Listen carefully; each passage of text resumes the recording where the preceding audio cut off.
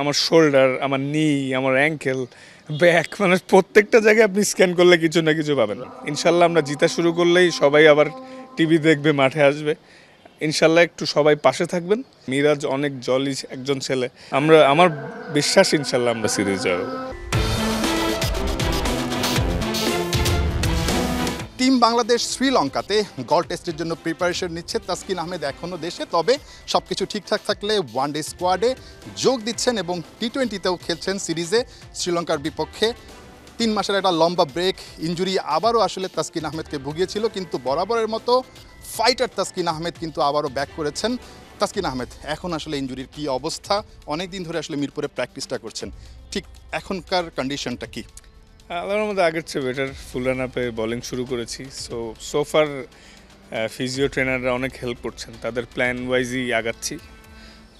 শুক্রিয়া আল্লাহর কাছে যে প্ল্যান চেঞ্জ করতে হয়নি। যদি সোরনেস বাইরে যেত বা উন্নতির অবসান ঘটতো তাহলে আবার প্ল্যান চেঞ্জ করতে হতো। তো গ্র্যাজুয়ালি ইমপ্রুভ হচ্ছে, আশাবাদী সামনে সিরিজ নিয়ে। লেটস সি, আরও তো কিছুদিন আছে। ইংল্যান্ডে তো গিয়েছিলেন, আসলে সেখানকার ডক্টরদের সাজেশন অনুযায়ী আসলে এখন কি মনে হচ্ছে? মানে আপনার এই ইনজুরিটা তো কিন্তু ভোগাচ্ছে আপনাকে অনেক দিন ধরেই, মানে এখন ওই সাজেশনটা কি বা কিভাবে আসলে আপনি নিজেকে ম্যানেজমেন্টটা করছেন? টু বি অনেস্ট, প্রত্যেকটা ইনজুরি যখন হয়েছে প্রথম কয়েক মাস মনে হয়েছে যে আল্লাহ জানে বোলিংয়ের কী হবে, খেলার কী হবে। আমার শোল্ডার, আমার নি, আমার অ্যাঙ্কেল, ব্যাক, মানে প্রত্যেকটা জায়গায় আপনি স্ক্যান করলে কিছু না কিছু পাবেন। বাট আল্লাহর মধ্যে সেরে উঠছে। সো বিশ্বাস আর হার্ডওয়ার্ক থাকলে যে কোনো কিছুই জয় করা সম্ভব। অবশ্যই। তাসকিন, শ্রীলঙ্কার বিপক্ষে খেলা একটা ব্রেকের পরে ফিরছেন, কোনো একটু প্রস্তুতি ম্যাচ খেলার বা ওইরকম কোনো ব্যাপার কি আসলে থাকছে? প্রস্তুতি ম্যাচ মনে হয় তেমন নাই, বাট হয়তো নিজেরা চিটাগাংয়ে খেলবে। বাট ইটস ওকে, প্রত্যেকটা ম্যাচই চ্যালেঞ্জিং থাকে। যদি সুযোগ হয় ভালোই হবে ইনশাল্লাহ। অবশ্যই। তাসকিন, একটা ব্যাপার একটু জানতে চাচ্ছি, এর মধ্যে আসলে আমরা ফুটবলের একটা উন্মাদনা, মানে ক্রিকেটটা হারিয়ে যাচ্ছে, ক্রিকেট মাঠের দর্শক চলে যাচ্ছে ফুটবল, এরকম একটা কথা আসলে চলছিল। আপনি কি ফুটবল ম্যাচটা দেখার সুযোগ হয়েছে? লাইভ দেখিনি, টিভিতে দেখছি। আর আসলে বাঙালির প্রত্যেকজন ফ্যান্স এবং সবারই খেলা একটা আবেগের জায়গা। তো it's just a matter of time. ইনশাল্লাহ আমরা জিতা শুরু করলেই সবাই আবার টিভি দেখবে, মাঠে আসবে।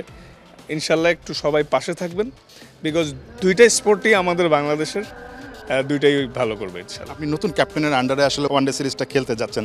মেহেদী হাসান মিরাজ নতুন ক্যাপ্টেন, কতটুকু হোপফুল আসলে মেহেদী হাসান মিরাজের ক্যাপ্টেন্সি, একই সঙ্গে ওয়ানডে দলটা শ্রীলঙ্কার বিপক্ষে মাঠে, এবং এই কঠিন সময় যখন কিনা আসলে বলা হচ্ছে যে মানে ফুটবলের জনপ্রিয়তা বেড়ে যাচ্ছে, ক্রিকেটের আসলে কিছু জয় দরকার? হ্যাঁ, অবশ্যই সব সময় তো জয় দরকার। আর আমাদের প্রত্যেকটা এক্স ক্যাপ্টেন থেকে প্রেজেন্ট সবাই লাভলি টিমমেটস ডেফিনেটলি। আর মিরাজ অনেক জলি একজন ছেলে, ও টিমের জন্য প্রত্যেকটা সময় অনেক হার্ডওয়ার্ক করে এবং সাপোর্ট করে। আশা করি ভালো কিছু হবে। ওয়ানডে এবং টি-20 সিরিজ, মানে কি মনে হচ্ছে, মানে অ্যাটলিস্ট সিরিজটা জেতার সম্ভাবনা আমাদের কতটুকু আছে? ওদের হোমে খেলা, ওরা একটু বাড়তি অ্যাডভান্টেজ পাবে, বাট স্টিল আমরা ওদের সাথে ভালো করি। আমার বিশ্বাস ইনশাল্লাহ আমরা সিরিজ জয় করব। তাসকিন, অনেক ধন্যবাদ।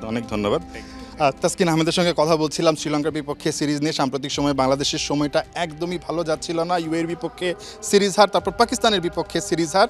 বাট তাসকিন আহমেদ যেটা বললেন, আসলে ক্রিকেটের জনপ্রিয়তাটা কমেনি, কয়েকটা জয়ের দরকার। সেই জয়গুলো যদি শ্রীলঙ্কার বিপক্ষে আসে, হয়তোবা বাংলাদেশে ক্রিকেটের যেই জোয়ারটা সেটা আবারও ঠিক আগের মতোই ফিরে আসবে। ক্রিকেট যে বাংলাদেশের সাধারণ মানুষের একটা জনপ্রিয় খেলা, সেটা আবারও হয়তোবা এই শ্রীলঙ্কার বিপক্ষে সিরিজের পরই সেটা প্রমাণিত হয়ে যাবে। তাসকিন আহমেদের জন্য শুভকামনা থাকছে। ইনজুরি কাটিয়ে তাসকিন আহমেদ আবারও এই সিরিজ দিয়ে ব্যাক করছেন। নাহিয়ান বিন জাসিম, ৭১, ঢাকা।